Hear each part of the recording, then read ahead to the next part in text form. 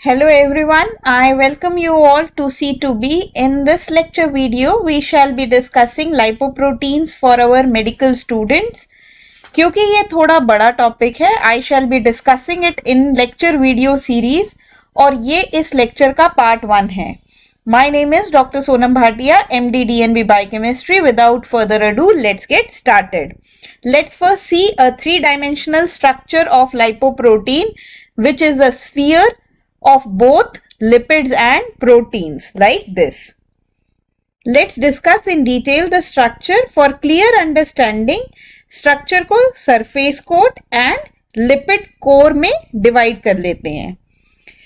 क्योंकि लाइपोप्रोटीन को aqueous environment में रहना होता है, इसीलिए जो इसका सरफेस है वो हाइड्रोफिलिक होना चाहिए, that is water loving, and core जो है वो hydrophobic, that is water repelling होना चाहिए. इसको इन डेप्थ समझना जरूरी है. So let's first see which type of lipids are polar and which are non polar. In this diagram, let's analyze the phospholipid. Because of phosphate is slightly polar. I am saying slightly polar because by definition a lipid will be immiscible in water. Triacylglycerol on the other hand has all hydroxyl groups of glycerol occupied by ester linkage to 3 free fatty acids, जिसकी वजह से ये completely non-polar structure है. इसी तरह से let's see cholesterol. Cholesterol 27 carbon atom है, जो third carbon atom has hydroxyl group making it slightly polar structure. If to this we add a fatty acid via an ester linkage, it will result in the formation of cholesterol ester which will be non-polar. So cholesterol polar इसलिए है क्योंकि उसके पास hydroxyl group है. On the other hand cholesterol ester non polar इसलिए है क्योंकि उसके पास कोई हाइड्रोक्सिल ग्रुप नहीं है. So in the overall structure of lipoprotein, it will be made of both lipids and proteins. Lipids, like polar lipids, will be present on the surface coat, that is phospholipid and cholesterol, while the core will be made of cholesterol ester and triacylglycerol. पर क्योंकि हम lipoproteins की बात कर रहे हैं, lipoprotein will be made of both lipids and proteins. We just saw the lipid component. In the diagram given, you can also see protein components जो कि peripheral भी हैं और integral भी हो सकते हैं. Let's add a note on the apolipoproteins. Apolipoproteins literally means detached or separate. मतलब ये वो कंपोनेंट है लाइपोप्रोटीन का जिसमें लिपिड इंक्लूडेड ही नहीं है. Let's see the functions of protein component. Number 1 is they will be required for maintaining the structural integrity of the lipoprotein. That means the assembly of the lipoprotein. Number 2, they will be required to solubilize the hydrophobic lipid because by definition lipid will be insoluble in water. So we have to solubilize it. The various methodologies which are acquired by nature is one, to add the more water soluble component on the surface, and another is to add proteins on the surface. Then another very important function is that they recognize the cell surface receptor, thereby acting as receptor ligands. They also act as cofactors for various enzymes. Details इनका अभी थोड़ी देर में समझ में आने लग जाएगा when we discuss the metabolism of various lipoproteins. Let's now see various types of lipoproteins. Here, let's first concentrate on 4 major types of lipoproteins. Starting with number 1, chylomicron, number 2, VLDL, number 3, LDL, number 4, HDL. One by one, let's see the source. If you see, the chylomicron comes from intestine, VLDL mainly comes from liver, LDL comes from VLDL, and HDL is coming from everywhere. Intestine, liver, VLDL, chylomicron. diameter. From chylomicron to HDL, the diameter keeps on decreasing. Density. From chylomicron to HDL, the density, however, keeps on increasing. That means chylomicron is very big particle but is low in density. HDL is a very small particle but is very high in density. If you see the protein and lipid component, you will see that the protein component keeps on increasing while the lipid component keeps on decreasing as we move from chylomicron to HDL. The major lipid component in the chylomicron is dietary triacylglycerol. In the VLDL is the endogenous triacylglycerol. The LDL is rich in cholesterol. HDL has both phospholipids as well as cholesterol. The apolipoproteins which is associated with chylomicrons are given in this table. I want you to remember that B48 is a unique apolipoprotein to chylomicron. Then VLDL has B100. Along with it, it might have some other apolipoproteins like C1, 2, 3 and E. Then LDL has only one apolipoprotein, that is B100, and HDL mainly has apolipoprotein A1, A2, A4 but may also have some other apolipoproteins like C1, C2, C3, D and E but will never have B48 and B100. So, this is how our lipoproteins are visualized under electron microscopy. So, here also you can find that chylomicron is a very big structure, VLDL is smaller, LDL is still more small, but HDL is smallest of the bunch. Then, let's now see lipoproteins can be separated by ultracentrifugation or electrophoresis. Lipoprotein can be separated by ultracentrifugation, a technique that applies centrifugal acceleration to separate components on the basis of density, mass or shape. As you can see on your right hand side, it can also be separated on the basis of electrophoresis, another technique to separate lipoproteins which explores the ability to separate charged molecules in electric field. So, in a nutshell, we can say lipoprotein separate हो सकते हैं by ultracentrifugation जिसका basis centrifugal force है या फिर electrophoresis जिसका basis separation on the basis of charge है, that to be applied in an electric field.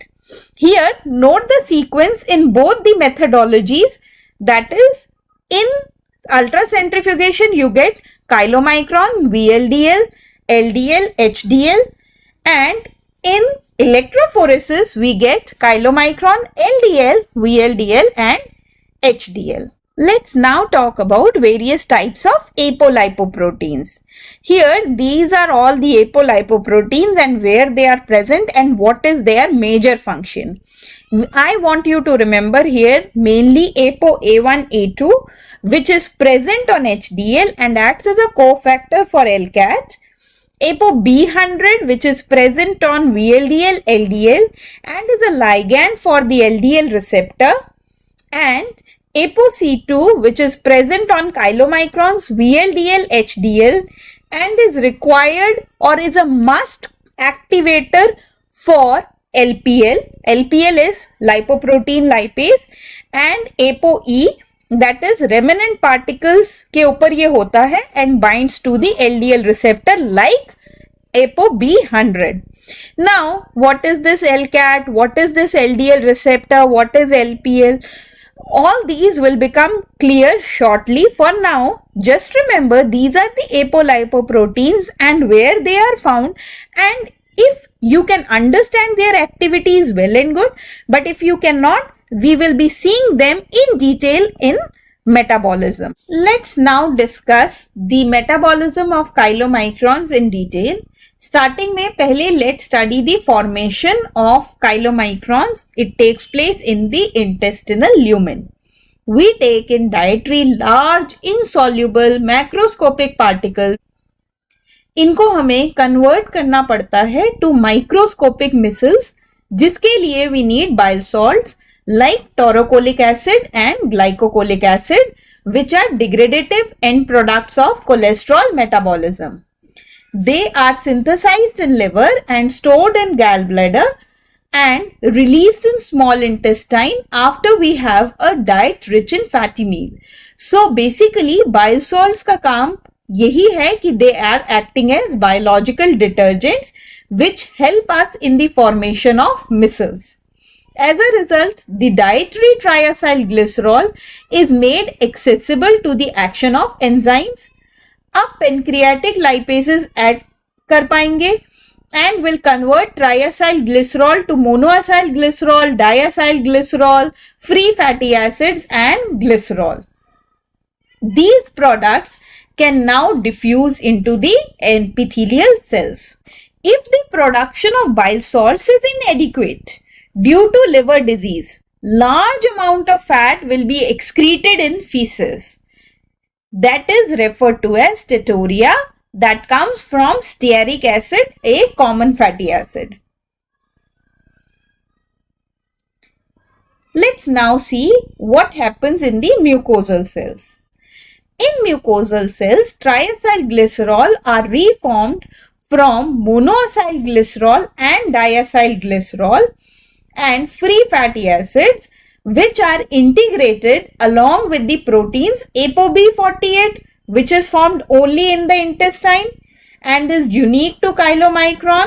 And where is it formed in the mucosal cell? In the endoplasmic reticulum.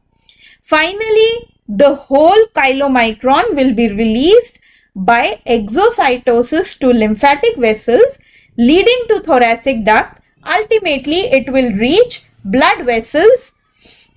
And let's now see what happens in the blood.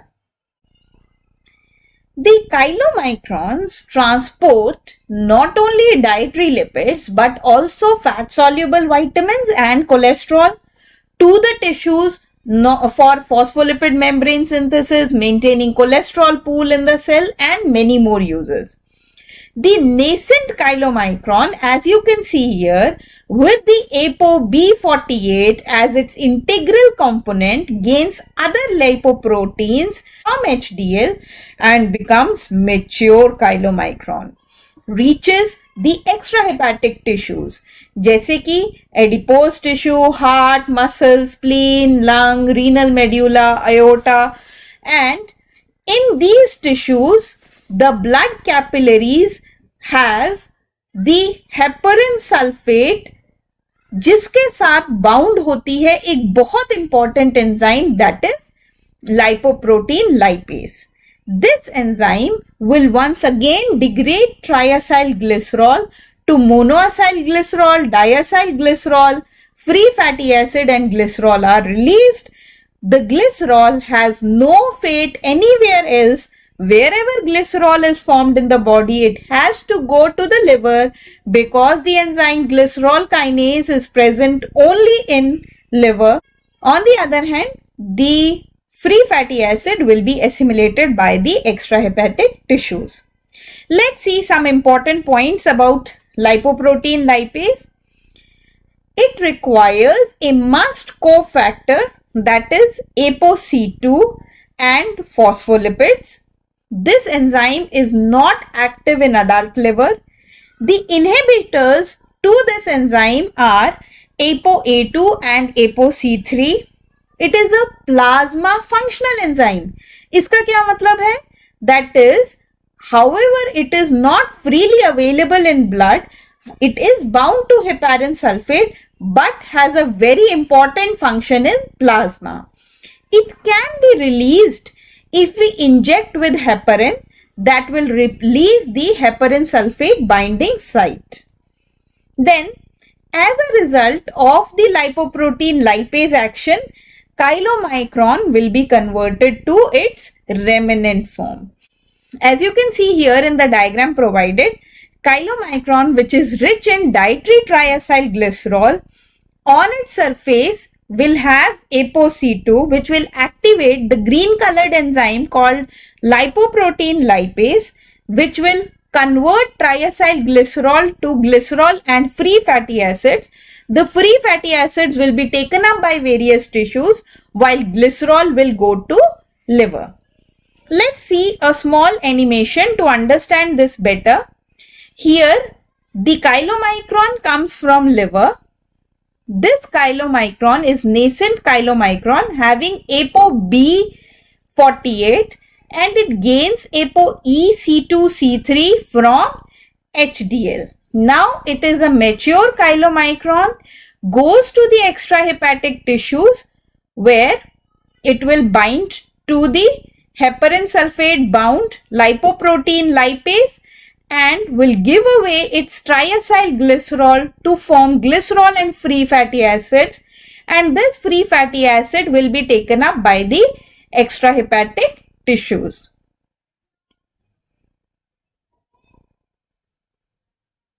And what is now left? This small structure is called chylomicron remnant. So, the chylomicron remnants are then taken up by liver, mainly by the receptor-mediated endocytosis, where ApoE acts as ligand for two receptors as shown. One is the LDL ApoB100E receptor and another is the LRP, that is LDL receptor related protein. In the liver, hepatic lipase is present, which will hydrolyze triacylglycerol and phospholipid to glycerol and free fatty acid, and phosphate will be released. And in the liver, cholesterol ester will be converted to cholesterol because liver has hydrolases, and cholesterol will finally be degraded to bile acids in liver. Now let's see an important Viva question. In human population, there are three variants of ApoE: ApoE2, E3 and E4. E3 is present in 78% of population, E4 is present in 15% and E2 is present in only 7% of population. It is apolipoprotein E4 which has been found to be associated with Alzheimer's disease. That means ये जो 15% population है जिनके पास ApoE4 allele है, they are at increased risk of late onset Alzheimer's disease. The molecular basis of this, however, is not completely known. It is believed that ApoE4 might affect the growth of amyloid fibers, which are primary causative agent of Alzheimer's disease. Last but not the least, if we collect a blood sample after a high-fat meal, chylomicron gives milky appearance or chyle-like appearance to the plasma, and that is where it got its name from. Since in this video series I have covered only chylomicron so far, in the next video I shall be discussing about VLDL and LDL metabolism. So for further updates, you may visit my social media handle and do not forget to subscribe and press the bell icon. As always, God bless you all.